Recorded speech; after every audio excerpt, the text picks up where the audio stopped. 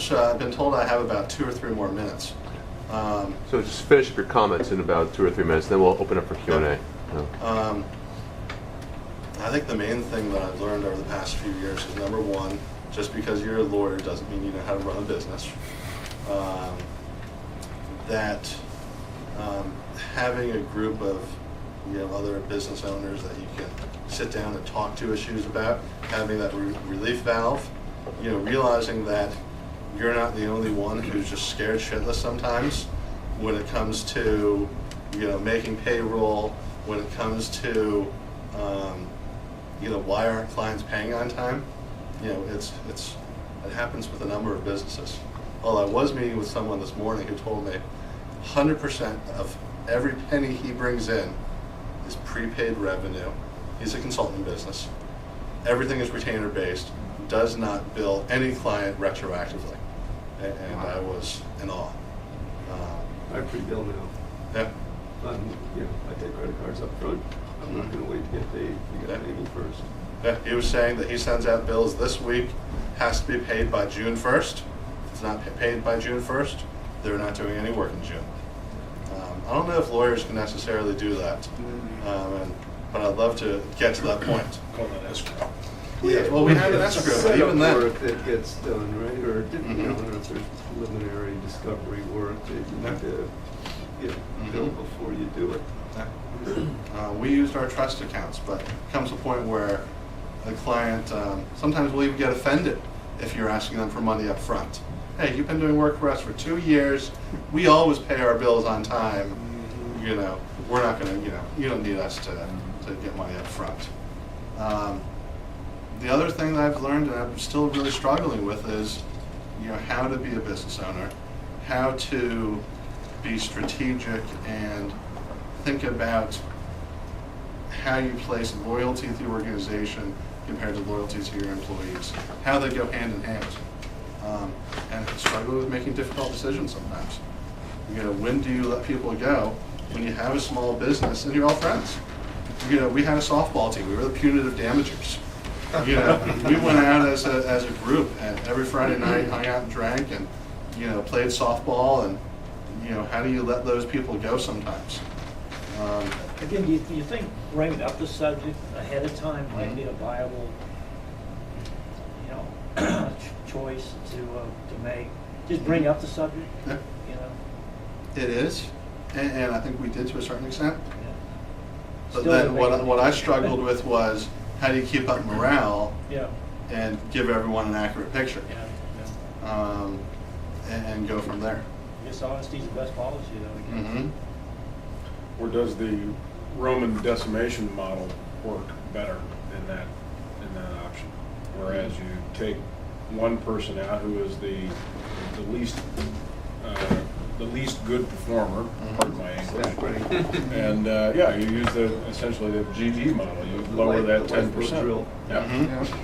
And created a visual example of what we don't want in the firm, and be very, very communicative about that. I think that's the key. And on the other side, and perhaps you can elaborate on this, one of the things that I've learned that's taken me the longest is how to say no or no thank you. And one of the ways that I say no or no thank you anymore is with the collections attorney. We appreciate you being 60 days behind and what have you, or 90 days is coming here soon, so here's my attorney's number. It's no longer my business. That's been unfortunately effective a couple of times over the last year. Well, the trick there is, and I guess if they're over 60 or 90 days, you perhaps don't want them as a client anymore. But it doesn't necessarily, it's not good client relations when you are sending an attorney after someone. And that's, you have to figure out, do you want that person as a client, when they're over that much. We still have a number of clients. I was telling someone, we have a client that owes us probably about $150,000 right now, paying $20,000 a month. We're still doing a little work for them. It's real hard to turn it down, isn't it? It's hard to turn down the work and just say, sorry, but you got to pay us. It's so hard to do that.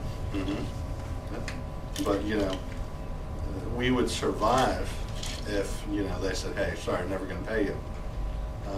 But it would hurt. It would hurt. I think that's the trick, really, is to have the intestinal fortitude to say, we're not doing any more work until you pay us. Mhm. It's hard to have that conversation, but surprisingly, often it looms in our mind worse than it does in theirs. It's quite often, it's been my experience, I go, I understand, it's not a problem. If you can't do it, don't do it. Mhm. Well, and it's building relationship, going back to relationships you have with your clients. It has to be a relationship. That's one of the things I am trying to struggle with, or do struggle with as we've gotten bigger, is how do I maintain a relationship with all of our clients?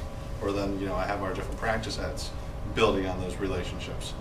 But, I'm generally the bad cop who's calling clients and saying, you owe us money, where is it? And I'm okay with a client who says, I'm sorry, I can only pay $500 this month.